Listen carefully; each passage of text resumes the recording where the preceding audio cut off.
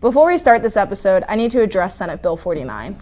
Last week, the Senate proposed a new bill allowing K-12 school administration to expose students' sexuality to their parent or guardian without the student's consent. The passing of this bill has now put many children in danger, and it is not something to be taken lightly by anyone, regardless of your sexuality. We began planning for this episode before the bill was proposed, so after this message, we're going to get back to the regular scheduled program. Our next episode will be a change of pace for Can't Think Straight. The crew and I will focus solely on the bill and how young adults can protect themselves from this legislation. We will be removing headlines and the game Wheel of Mind Contortion from the episode in order to allow more time for SB 49 coverage. Until then, stay safe and lend help to those in need.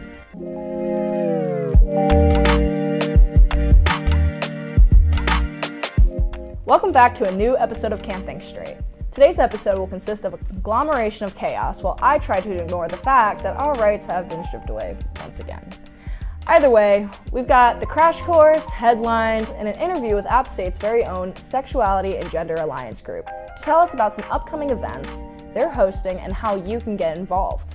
We've got a lot of great information to share with you all today. Kylie, want to kick us off? Hey, there's just more practice, I guess. It hasn't always been mainstream. I had to Google how to pronounce that last night.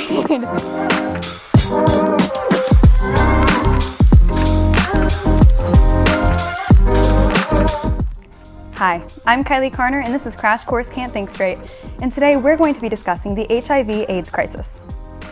The HIV/AIDS crisis began in the early 1980s and lasted until the mid-1990s. The crisis first began as a series of reports of a rise of rare infections in gay men. The New York Times published articles about cases of Kaposi's sarcoma, which is a type of cancer, and pneumocystis carinii pneumonia, which is a rare lung infection. These infections are seen exclusively in individuals with weakened immune systems, and at first, doctors had no idea why they were seeing an increased rate in young, otherwise healthy, gay men. As HIV began to spread, it affected primarily gay and bisexual men, Black and Latino populations, injection drug users, and transgender individuals. The fact that it mostly impacted underserved communities only further stigmatized HIV and caused widespread hatred and panic. We know now that HIV, human immunodeficiency virus, weakens your immune system and when left untreated, causes AIDS, acquired immunodeficiency syndrome. When HIV cases were first being reported, doctors didn't know how it spread, who it could affect, what its impacts were, or how to treat it. As a result, HIV was referred to as gay cancer, or GRID, gay-related immunodeficiency disorder. This name is, for obvious reasons, scientifically inaccurate and incorrectly suggests a connection between homosexuality and the virus. But this is coming from the same people who lobotomized women for female hysteria, otherwise known as postpartum depression. Only about 10 years prior, the Stonewall riots had yielded significant progress in terms of changing the public opinion on the LGBT community and in affecting legislation by abolishing sodomy laws and enacting protections against workplace discrimination. What began as a public health issue quickly resulted in widespread fear and misinformation, renewing a public debate about homosexual morality. Pastors claimed that HIV was God's wrath, and conservatives condemned promiscuity and campaigned for abstinence and monogamy. All in all, the AIDS crisis caused the public's acceptance of the LGBT community to regress. This institutionalized homophobia is a significant reason as to why the government failed to adequately research HIV. The invention of a vaccine was promised, but never happened. In its absence, AIDS activists began to organize in order to provide care for diagnosed patients. People with hemophilia, a disorder where blood fails to clot properly, gay men, and injection drug users were desperately in need of blood transfusions. Due to the increased demand for blood donations, there was a massive blood shortage, which prompted the LGBT community to organize a series of blood drives. Gay men were banned from donating blood due to their high infection rate, and so members of the LGBT community who were able to donate blood rallied to aid the lack of resources. Often, lesbians are characterized as the nurses of the AIDS epidemic. While it is true that many lesbians organize to aid the communities affected by AIDS, this perception is harmful. With complex and nuanced historical topics such as the AIDS epidemic, the roles played by different groups are never black and white. Gay men and lesbians fell ill from and died from AIDS, and both groups did advocacy work. The widespread misconceptions that different sexualities within the community play different and entirely separate roles is damaging. During the HIV/AIDS crisis, the LGBT community demonstrated the ability to support one another and organize advocacy efforts in lieu of the government's inaction. Today, HIV continues to disproportionately affect people of color and men who have sex with other men. In fact, Gay and bisexual men in the United States have the highest HIV infection rates in the world. There exists a vaccine for HIV and multiple medications to reduce symptoms and carriers of the virus. While 25 years ago, HIV was a death sentence, people with HIV can now live long and healthy lives. The most important thing to reduce HIV infection rates is education about prevention measures. Practicing safe sex, getting tested regularly for sexually transmitted infections, and being knowledgeable about HIV is incredibly important, especially for high-risk populations such as gay and Black men in America. That's all for today. Catch you next time on Crash Course with Kylie.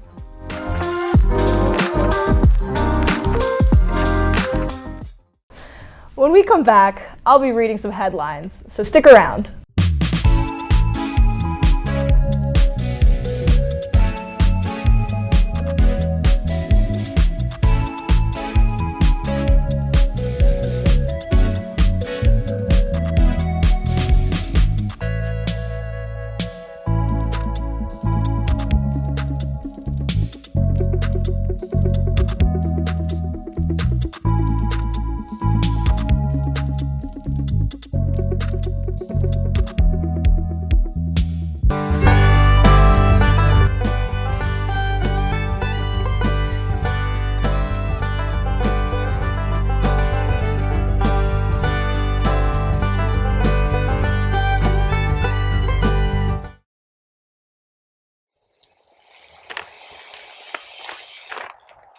Hi, my name is Melissa Weddle, and I'm Department Chair of Recreation Management and Physical Education at Appalachian State University.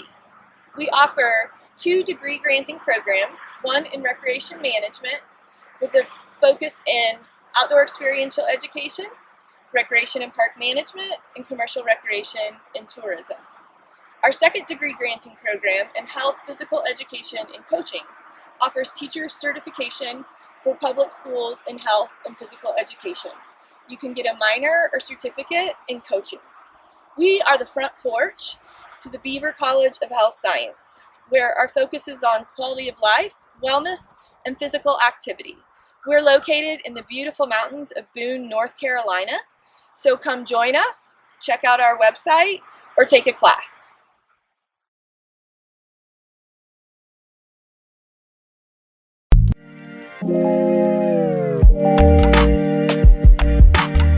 Nice to have you back. Apologies for forcing you guys to skip through minutes of ads, but I'm afraid it can't be helped. On to the next segment. It has been a busy week for news. Between the Super Bowl, a new episode of The Last of Us, and a UFO sighting, I'm sure we can all agree that this next segment is going to be a mouthful.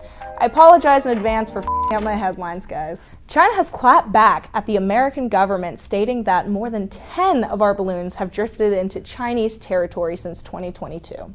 This is the closest thing to, nuh-uh, you started it, I have ever seen in international news. We heard through the grapevine rumors of a Marvin Gaye biopic. This has sparked a plethora of fan picks for the role of Marvin Gaye himself. And with that comes thousands of teenagers who insist Tom Holland can play any role. CDC has reported, and I quote, unprecedented levels of hopelessness and severe depression amongst America's young women. We here at Can't Think Straight only have this to say. She just let me for real, /facts, /on God, /lay, /yas, /your mom. America delivered the latest craze in national disaster news, being the chemical train derailment in East Palestine, Ohio. The silly little oopsie-daisy resulted in the evacuation of thousands of residents and the release of phosgene gas into the atmosphere. And if that sounded like the answer to a Kahoot question, that's because phosgene gas is a well-known chemical from World War I. The United States government issued a warning to all U.S. citizens residing in Russia to get out. One has to wonder if they forgot to hit the send button on that one a year ago. You know, like when the war started. Hogwarts Legacy released this past Friday, and everyone's mad for some reason. To some, the game is colonizing white propaganda, and to others, the game is woke liberal propaganda. But everyone knows the real issue with this game is that there is no Quidditch. And it's not out on PS4 yet. I want to play. Government organizations accuses of causing said organization to order into handing over all their government documents. In the last week, 4 foreign objects have been shot down by the U.S. government. The first was identified as a Chinese balloon, but the other 3's origins are unknown. A major U.S. military official has actually suggested that it's possible these objects are from extraterrestrials. I guess America's policy of shoot first and ask questions later applies to aliens from foreign countries and from outer space. Pedro Pascal's sister is an openly trans woman. Bella Ramsey shared with an interviewer that the two of them have often talked about sexuality. It's very exciting for us in the queer community to see stars finding camaraderie with another queer individual. Again, I would do anything for the Pascals. Nick Adams, self-declared alpha male and raging Trump supporter, suggested that instead of treating your lady on Valentine's Day, men should show some self-love by rounding up the boys for a foursome at the greatest dining establishment in America, Hooters.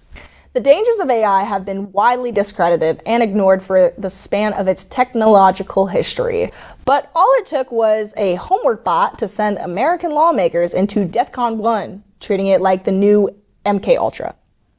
Lastly, I hope everyone had a nice Valentine's Day. For those without a significant other, I hope you treated yourself to some self-love or spent time with your friends or family. And for those in relationships, I bet that wallet feels a lot lighter, huh? Lord knows mine does. When we come back, the Sexuality and Gender Alliance will be joining me to share some information about the group and upcoming events on campus. For those who don't know, SAGA strives to create an inclusive and accepting environment for all gender identities, sexual orientations, and romantic identities. Oh, she said spooky season. It is spooky season. Hi, I'm Matt Hunchinar. I'm with Transfer Admissions and Engagement. Well, I have to ask, why did you guys decide to do tie-dyeing? Oh, wow. Well, number one, it's an activity that really should be done outside. And it's a beautiful fall day. Why not be outside in front of Mountain Laurel Hall? Makes the cleanup a little easier when we're outside. It's just fun, and it allows students to be creative. And it's, a lot of students have never done it before. Many transfer students struggle with the process of coming to a new campus. They've had success at their previous college, so when they get to App State, they may be a little reluctant to form those new connections. And so the purpose of the events is to, yes, have fun, but really help them build those connections with other offices on campus, other students, have them join other clubs. Yeah, that's why it's important to me, because this week we're celebrating National Transfer Student Week. We know that what is good for students is for them to form those circles of friendship. And so they come to dye t-shirts, but they're also making new connections, making new friends, having fun, maybe taking a break from their academics. So where can we hear more about future events? So we post everything in Engage, and then every week, on Monday, we send out a communication, but every week it informs transfer students of the transfer events, but also the other events, like all of the homecoming events next week, all of the wonderful things put on by career development. Where we feel that our social media is pretty active, and we use Instagram, Facebook, of course, and then Transfer Scoop. Thank App TV, thanks for coming and covering the event. You're always welcome to come to the transfer student events. Thanks a lot.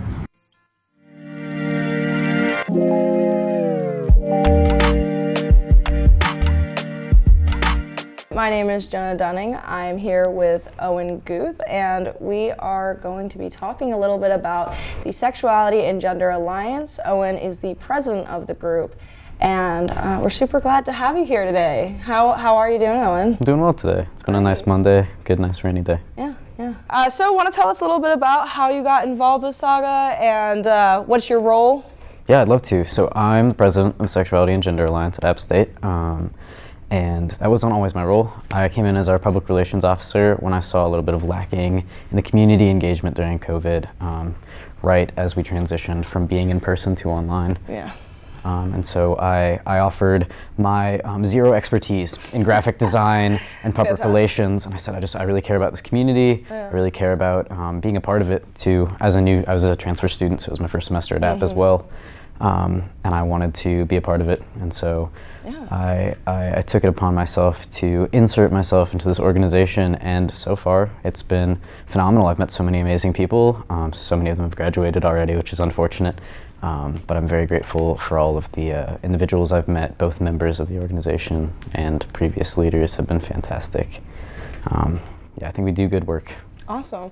Yeah, thanks. I was going to say, I know during COVID, I feel like the whole university, all the clubs definitely took a big hit. So it's great that you took it upon yourself to step up and fill that role, But where do you guys hold meetings? When and where, I should ask, just so we can share it with the viewers. Definitely. So, during COVID, it was primarily online. We still do have some online meetings sometimes if people can't make it in person. But as per regular, our meetings are Thursdays from 7 to 8 p.m.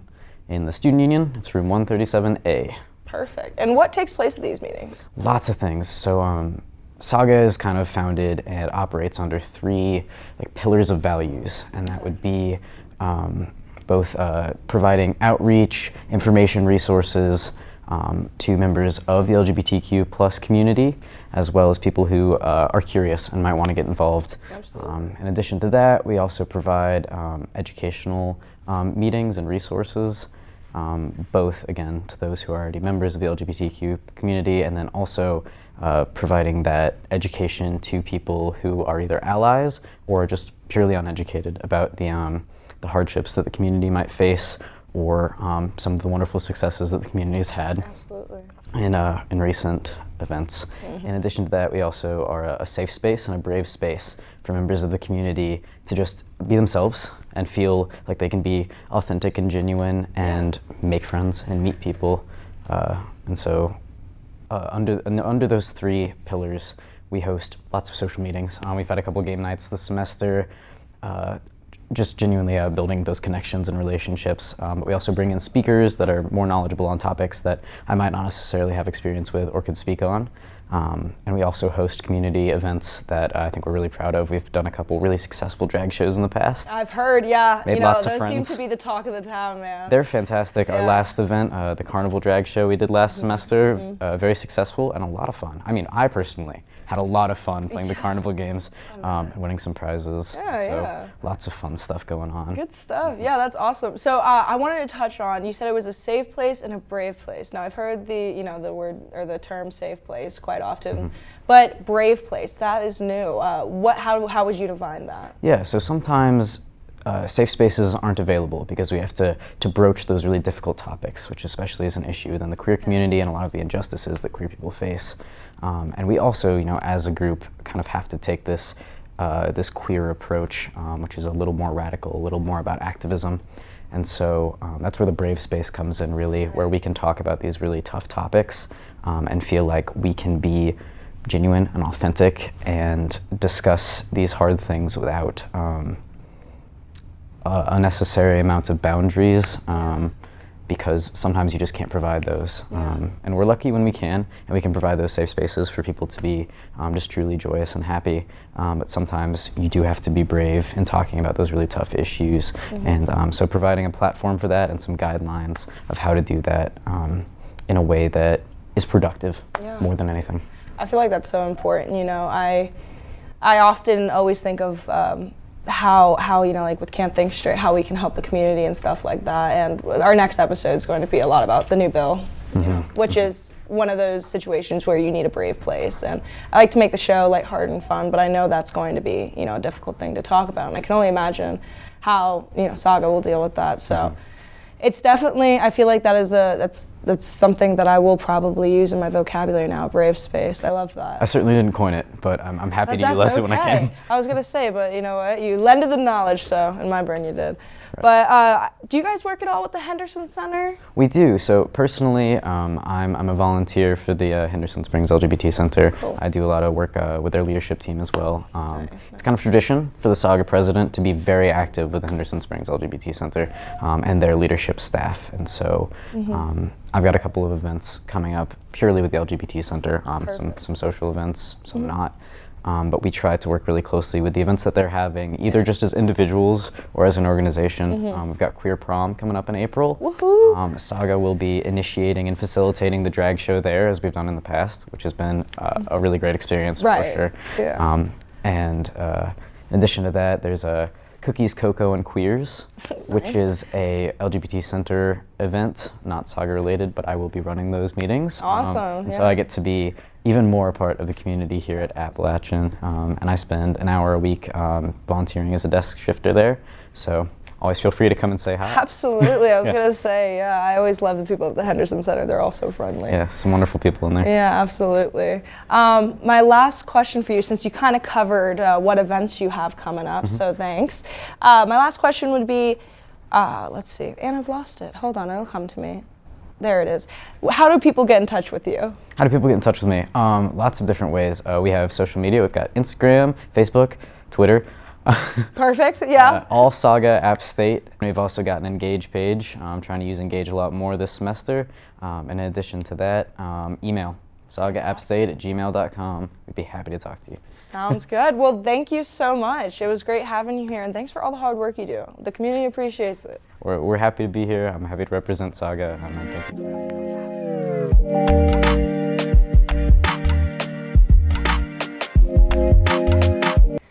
One more big thanks to the Sexuality and Gender Alliance group here at APP.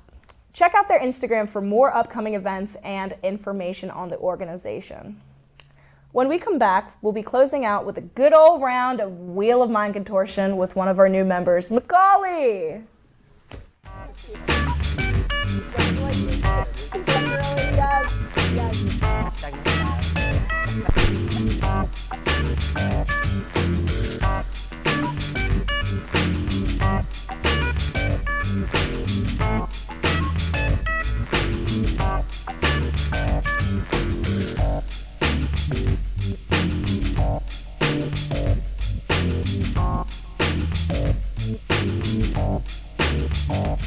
All right, Macaulay, it's great to have you on here. It's great to be here. I'm so glad. Yeah. So it appears the wheel has chosen its topic. And the topic is lactose intolerance. Now my first question for you, Macaulay, are you lactose intolerant? Let the record show that I am not lactose intolerant.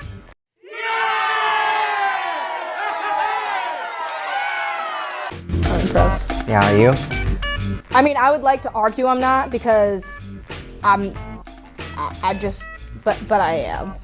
It's bad, but I refuse because I'm one of those weirdos who actually like to drink milk, like plain. Interesting. Yeah, and I feel like it's just not fair. I feel like it might be a punishment for that quality I have. Yeah, it's like, you know, when Prometheus was like gave the gift of fire to humanity, and the gods were like, no, you can't do that. So they like sent him and like chained him to a rock and let birds pick at him for being a good guy. That's literally I think me. That's literally me. Except for birds like picking at me, it's just me like stripping down in like a bathroom stall because I got really sweaty. You know.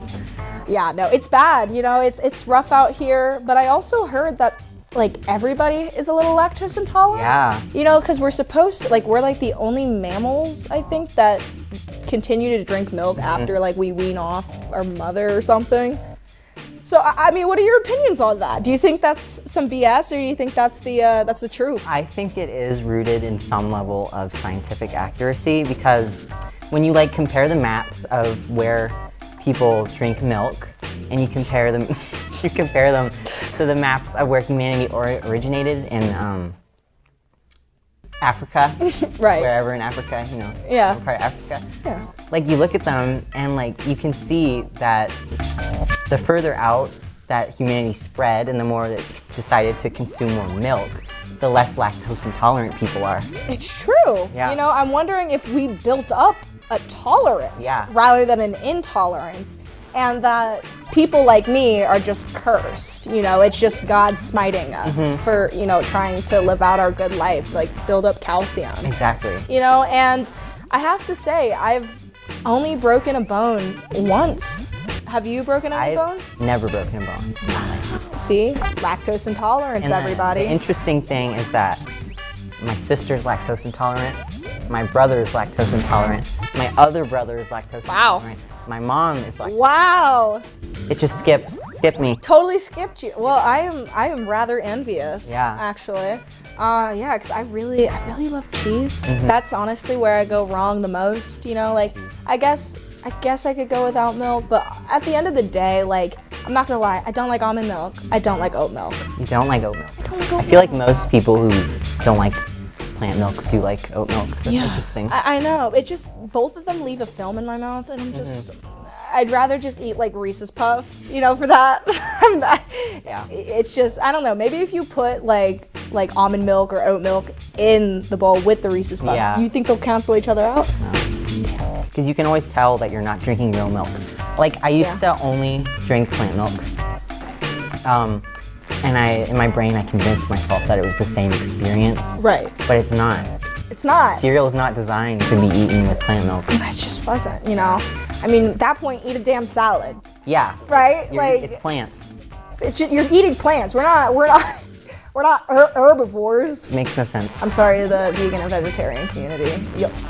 We love you. We love you. We do. We support you. Thank you for all you've done in the milk community. Do you think like milkmen are going out of business?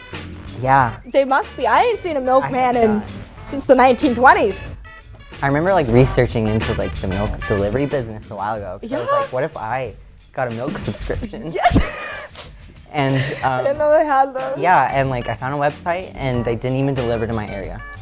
So Where do they deliver to? Like the fields? Yeah, like some rural area that I don't know about. Yeah, okay, sounds about right. You can't get healthcare out there, but don't worry, you got plenty of milk. Yeah. You got plenty of milk, so why would you even need healthcare, right?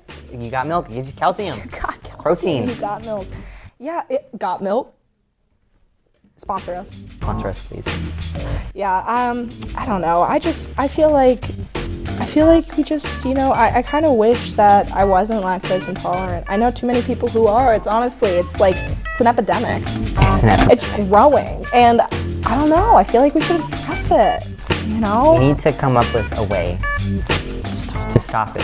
I agree. We need to have more research poured into lactose intolerance. Absolutely. Yeah. You know, like no more research against, you know, like global warming or unity and peace. cares? Just lactose Literally, who intolerance. cares? No, I could care less. If we had lactose immunity and love, That's all. everything else would be solved in the world. We'd be like this. It would be a beautiful world. I really feel like it would be good. Well, in that conclusion, we can come to the conclusion Yeah. that milk will bring peace We to love this milk. world. We love milk. We're milk fans. We do. I'm sorry. If I had a cold glass of milk right now, man, I know I'd be at peace. I'd be in heaven. Well, that's all the time we have for today. Thank you, Macaulay. You're welcome. It's been quite a time. Yeah, of course. 1, 2, 3, 4.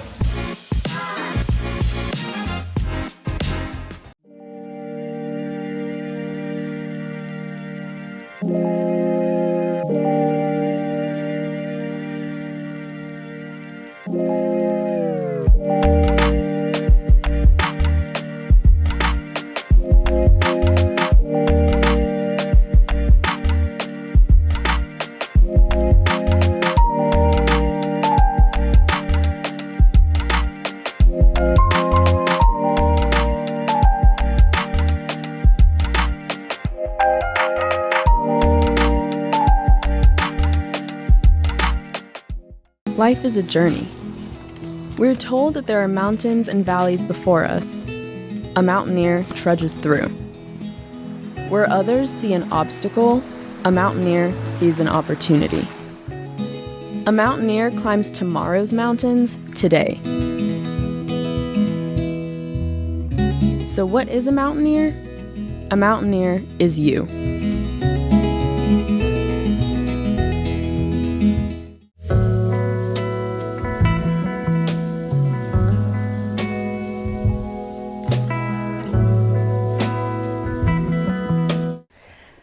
Wow.